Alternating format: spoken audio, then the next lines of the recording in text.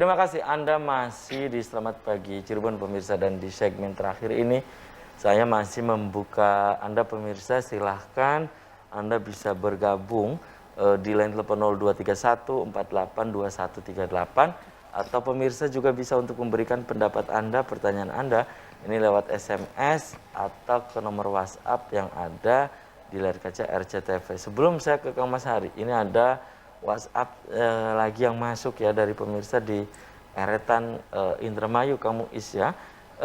Selamat pagi Cirebon, pengen bertanya katanya ya, apakah juga di Indramayu juga ada acara ISNU katanya yang kemarin itu. Kemudian pertanyaan saya berikutnya adalah, apakah juga kemarin dibahas juga tentang pembudidayaan lele dan seterusnya. Kebetulan di daerah kami katanya banyak tambak itu ya, Kang Muiz itu ya. Kang Mas Hari, silakan.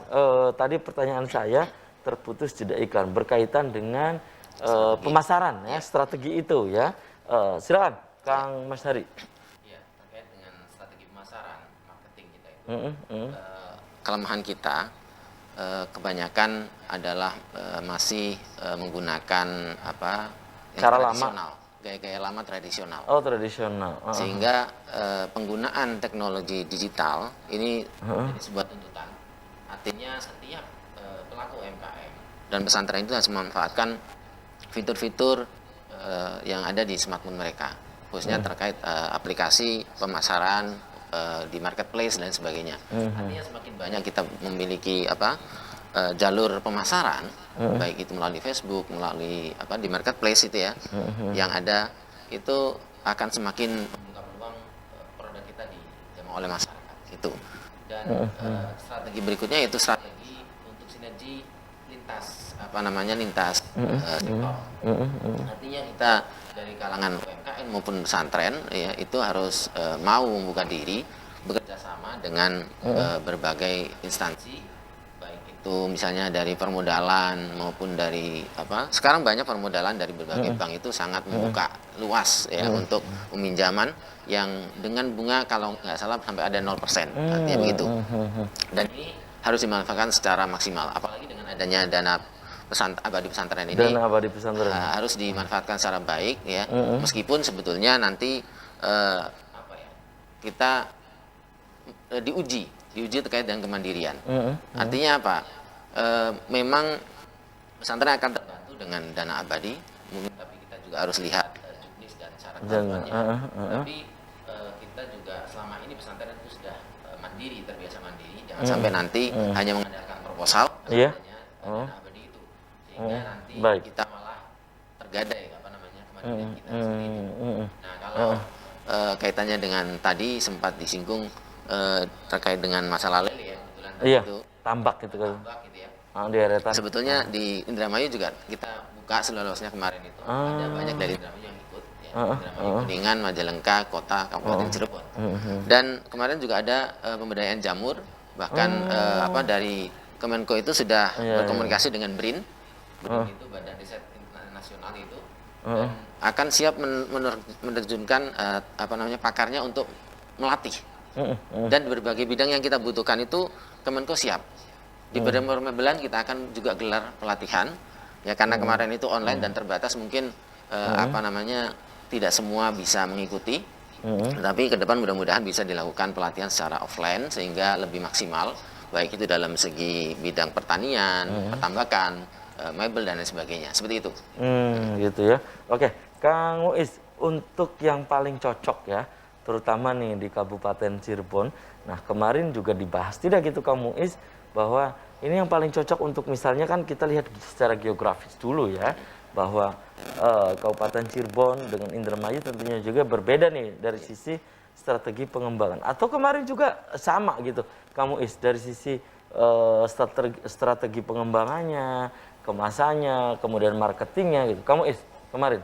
Oke, jadi kita berbicara juga soal proses produksi ya. Produksi, oke. Artinya proses produksi itu begini, kita kadang-kadang memiliki kreativitas untuk membuat produk tertentu, tapi kita tidak pernah memikirkan bagaimana bahan bakunya bisa kira-kira bisa berlanjut enggak. Bagaimana ketika bahan baku itu tersedia sangat cukup terbatas.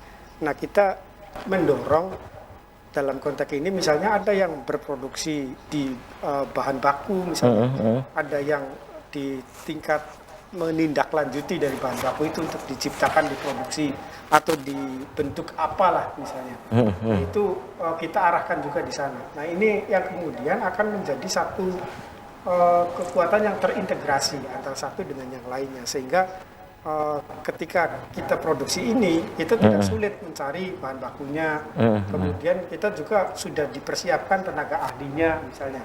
Nah, karena besok itu misalnya dari FGD itu kita akan menindaklanjuti misalnya ada pelatihan mebel itu, itu mulai dari hulu sampai hilirnya.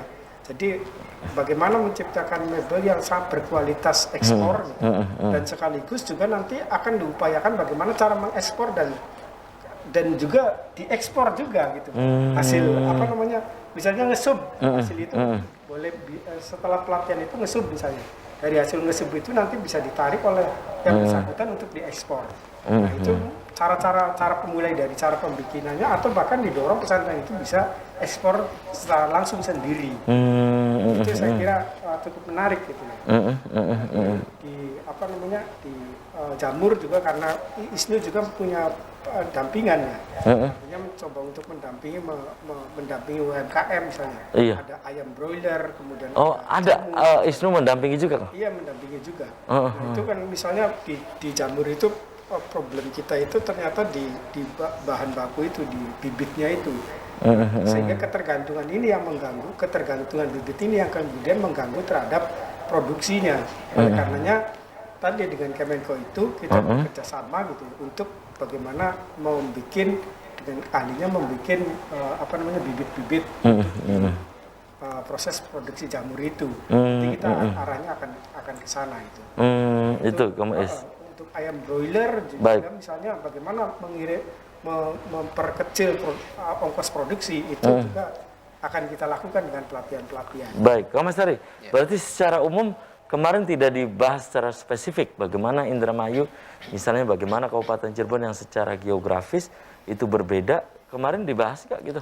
Sebetulnya kita lebih ke potensi-potensi secara keseluruhan, secara umum. Maksudnya kita kan kita kebanyakan petani, peternak ya, dan misalnya produk misalnya lele atau ikan, ayam, broiler tadi, begitu juga pertanian jamur maupun pertanian yang lain. Sebetulnya itu nanti lebih kita bagaimana melakukan integrasi atau koneksi kerjasama di antara lini sektor gitu ya. Maksudnya gini, setiap produk-produk itu nanti jangan sampai kita sudah ketika dalam produksi kita sulit untuk mendapatkan bahan baku misalnya, dengan ada pun mahal gitu ya. Kemudian kita ketika sudah jadi misalnya ayam sudah masa panen tapi kita memasarkannya sendiri, dan ini kan akan merepotkan, sehingga ada jaminan ya kita ketika sudah membuat produk jadi itu tidak, supplier ini bisa mendapatkan pelanggan secara kesinambungan. Artinya mereka sudah punya distributor sendiri ya, pengguna sendiri, sehingga mereka tidak repot lagi memasarkan lagi seperti itu. Jadi intinya kesemuanya baik itu pertanian maupun sektor peternakan ya, maupun petambakan misalnya, yang terpenting adalah bagaimana mereka mendapatkan bibit yang murah, kemudian bisa mendapatkan konsumen atau distributor yang secara kesinambungan dan tidak merepotkan mereka dalam berjualan. Baik, Kamu Is kemarin juga diajari juga bagaimana selain strategi kemasan juga untuk ke link-link itu gitu, Kamu Is. Link nanti dibuka ini gitu, agar misalnya bisa membantu dari sisi yang lain ke UMKM yang berbasis pesantren dan ini gitu, Kamu Is. Ya, kalau diajari sih sebenarnya enggak, karena para pengasuh kan udah pandai juga gitu. Para pengasuh pesantren itu udah luar biasa juga. Kita sebenarnya untuk mencoba untuk mengajak kembali memikirkan peluang-peluang kita yang selama ini dianggap tidak berpotensi, justru sangat berpotensi besar gitu. Sehingga Baik. kita mengingatkan bersama-sama di situ. Ini yang menurut saya cukup menarik gitu di FGD kemarin. Gitu ya. Baik. Dan sayang sekali nih Kang Muiz, Kang Mas Hari, usai sudah kebersamaan di Selamat Pagi Cirebon edisi pagi ini. Nanti kita bisa dilanjut lain waktu, lain kesempatan, tentu dengan tema yang berbeda. Kang Mas Hari dulu closing statement, pesannya apa nih untuk pemirsa di rumah, silakan. Ya, pesan buat semuanya bahwasanya kita tidak bisa bertahan sendirian karena kita hidup zon politikon, masyarakat yang sifatnya sosial, manusia adalah makhluk sosial, sehingga butuh ada sinergitas di antara sektor, lini, nggak boleh kita egois, artinya kita harus saling membantu. Kita misalnya kita bisa membuat sesuatu, maka kita harus punya kepedulian terhadap orang yang membutuhkan, begitu juga yang membutuhkan juga memanfaatkan mereka teman-teman kita yang bisa berproduksi itu supaya barangnya laku. Artinya semua sektor harus saling bekerja sama seperti itu. Oke, kamu silakan closing statement Kang. Menjadi orang yang berdaya, salah satunya di bidang ekonomi, itu adalah merupakan salah satu upaya untuk menjadi khairun nas anfa'uhum linnas. Jadi manusia yang bermanfaat di lingkungannya. Itu aja. Oke, terima kasih nih Kang Muiz, Kang Mas Hari sudah menyempatkan hadir di Selamat Pagi Cirebon, dan pemirsa, saya juga aturkan terima kasih untuk Anda yang sudah memberikan pendapat, pertanyaan atau opini Anda ini melalui WhatsApp ya. Saya juga aturkan terima kasih. Pemirsa, demikian Selamat Pagi Cirebon edisi pagi ini, semoga bermanfaat. Terima kasih atas perhatian dan kebersamaan Anda. Akhirnya saya Afif Rifai dan kerabat kerja di pagi hari ini harus pamit undur diri. Sampai jumpa lagi besok. Wassalamualaikum warahmatullahi wabarakatuh. Waalaikumsalam.